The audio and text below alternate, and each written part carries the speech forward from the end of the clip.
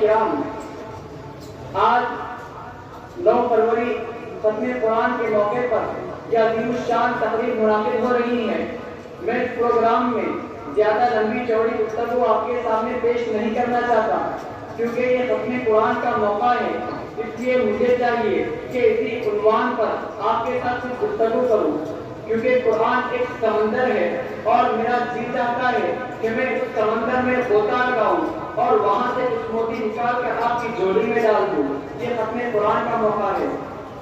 توجہ کرنا، قرآن اور صاحب قرآن یہ جو علیحدہ موضوع ہے، اگر میں یہ کہوں کہ دونوں ایک ہے تو اس میں کلام نہیں ہے کہ قرآن بھی وہی ہے اور صاحب قرآن بھی وہی ہے۔ فرق کیا ہے؟ فرق یہ ہے قرآن علم ہے، نبی عمل ہے، قرآن متن ہے، نبی تشریح ہے، قرآن اجمال ہے، نبی تفصیل ہے، قرآن کتاب میں اللہ کا کلام ہے، محمد چلتا پھرتا اللہ کا کلام ہے، قرآن بے مثال ہے، اس لیے کہ جس پیغمبر پہ اترا وہ پیغمبر بھی بے مثال ہے، قرآن لازوال ہے، اس لیے کہ جس نبی پہ اترا وہ نبی بھی لازوال ہے۔ قرآن کو پڑھ کر کوئی دھکتا نہیں ہے، محمد کو دیکھ کر کوئی دھکتا نہیں ہے۔ قرآن پڑھتے جاؤ، دنیا میں جتنی کتابیں پڑھتے ہو، ایم اے کی کتاب ہے، بی اے کی کتاب ہے، اسی طرح پرائمری کا نصاب ہے۔ ایک آدمی کہتا ہے کہ میں نے کسی جماعت کی کتاب پڑھی ہوئی ہے، ایک آدمی کہتا ہے کہ تاریخ اسلام پڑھو، دوسرا آدمی کہتا ہے نہیں سیرت کی کتاب پڑھو۔ ایک کتاب تو پڑھتا ہے، دوسری مرتبہ تیرا جی نہیں چاہتا، 2 مرتبہ پڑھتا ہے، تیسری دفعہ تو اسے بند کر کے رکھ دیتا ہے۔ دنیا کی کوئی کتاب تو دوبارہ نہیں پڑھتا، 6 بارہ نہیں پڑھتا، لیکن ایک ہی ایسی کتاب ہے جس کا پہلی مرتبہ بھی وہی مزہ ہے، دوسری مرتبہ بھی وہی مزہ ہے، تیسری مرتبہ بھی وہی مزہ ہے، 40 مرتبہ پڑھے پھر بھی مزہ وہی ہے، ایک رات میں پڑھ لے مزہ وہی ہے، ساری رات پڑھے مزہ وہی ہے، سارا دن پڑھے مزہ وہی ہے، ممبر پر پڑھے تو مزہ وہی ہے، تراویح میں سنے تو مزہ وہی ہے، نفلوں میں پڑھے تو مزہ وہی ہے، تسبیح میں سنے تو مزہ وہی ہے، قاری پڑھے تو مزہ وہی ہے، حافظ پڑھے تو مزہ وہی ہے۔ قرآن پڑھتے جاؤ، مزے میں کوئی تبدیلی نہیں، 40 مرتبہ بھی پڑھے گا جب جسے خدا بولے گا۔ دنیا کی کسی کتاب پر اتنا ثواب نہیں ملتا جتنا ثواب اس کتاب پر ہے۔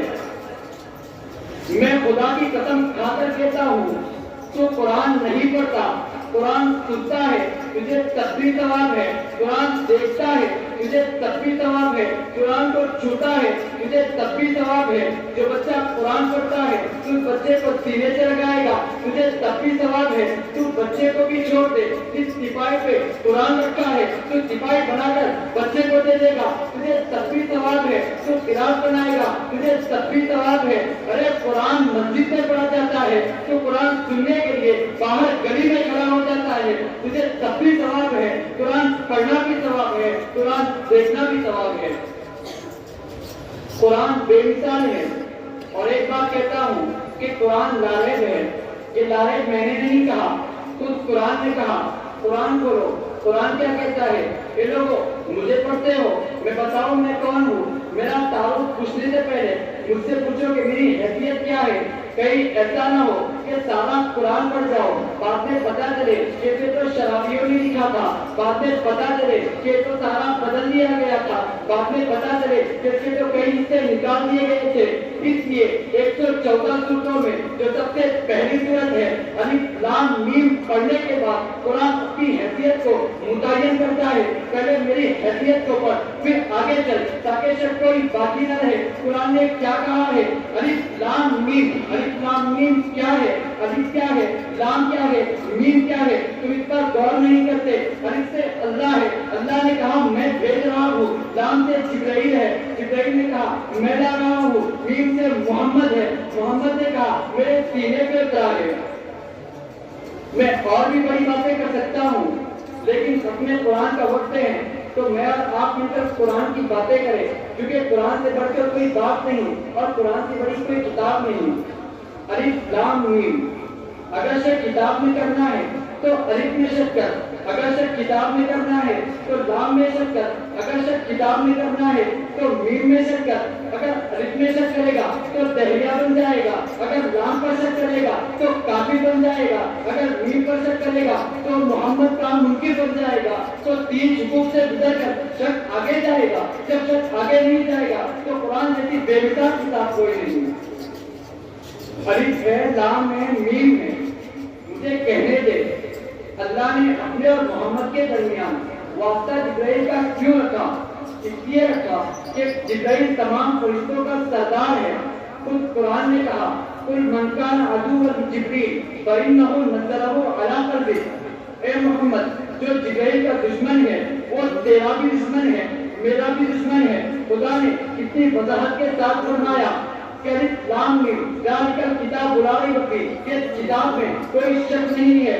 دنیا کی اور بھی بڑی کتابیں ہیں، ایم اے کی کتاب ہے، بی اے کی کتاب ہے، میٹرک کا کتاب ہے، مجھے کوئی کتاب دکھاؤ جس کتاب کا آغاز اس بات سے ہوا ہو کہ اس میں کوئی شک نہیں ہے، کیونکہ پوری کتاب پڑھنے کے بعد آدمی کو شک پڑ سکتا ہے، لیکن خدا نے پوری کتاب کا نچوڑ تین لفظوں میں لکھا ہے، الف میں، لام میں، میم میں، اور کہہ دیا راوی اللہ ہے، راوی جبرائیل ہے، راوی محمد ہے۔ اللہ سے بچہ کوئی نہیں، جبرائیل سے بچہ کوئی نہیں، محمد سے بچہ کوئی نہیں۔ جب بھیجنے والا تیرا خالق ہو، لانے والا فرشتوں پر سردار ہو، جس پر اسے وہ نبیوں پر سردار ہو، اب جھوٹا کس کو کہے گا؟ اللہ کو کہے گا یا جبرائیل کو کہے گا یا محمد کو کہے گا؟ جب خدا سچا، جبرائیل سچا، محمد سچے، تم سے کہنے دے جو کتاب اللہ نے بھیجی، جبرائیل کے ہاتھ سے بھیجی، محمد کے سینے پر اتاری، وہ سچی ہے، نہ شک ہے۔ اس لیے قرآن نے کہا الف لام میم ذالک الکتاب لا ریب فیہ، کہ کتاب میں کوئی شک نہیں ہے۔ عزیزو، قرآن ناطق ہے، ناطق کا معنی بولنے والا، اور قرآن بولتا ہے تو قرآن سے پوچھ، اے قرآن تو کون ہے؟ تو قرآن سے پوچھ، اے قرآن تجھے کس نے لایا؟ تو قرآن کہتا ہے نزل بہ الروح الامین، مجھے روح الامین لایا ہے۔ تو قرآن سے پوچھ، اے قرآن تو کس پر اترا؟ تو قرآن کہتا ہے نزل علی محمد، میں محمد پر اترا۔ اے تو قرآن سے پوچھ، اے قرآن تیری حفاظت کا ذمہ کس نے لیا؟ تو قرآن کہتا ہے انا نحن نزلنا الذکر وانا لہ لحافظون۔ اتنا کہہ کر اپنے کلمے ختم کرنا چاہتا ہوں۔ وما علینا الا البلاغ المبین۔